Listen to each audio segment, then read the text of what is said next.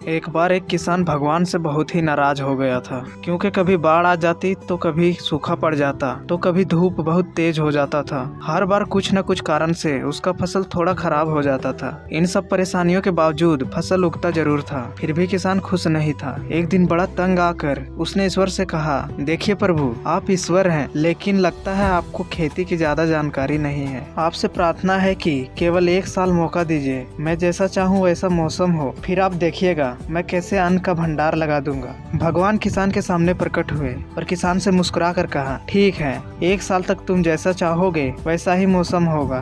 भगवान आशीर्वाद देकर वहाँ से चले गए। किसान बहुत ही खुश हुआ और गेहूं की फसल बोई। जब धूप चाहिए तब धूप मिली, जब पानी चाहिए तब पानी मिली। तेज धूप, ओले, बाढ़ और आंधी तो उसने कभी आने ही नहीं दिया। समय के साथ फसल बढ़ी, फसल काटने का समय भी आ गया। किसान बड़े गर्व से फसल काटने गया, लेकिन जैसे ही फसल काटने लगा एकदम से छाती पर हाथ रख कर बैठ गया, क्योंकि गेहूं के एक भी बाली के अंदर गेहूं नहीं था।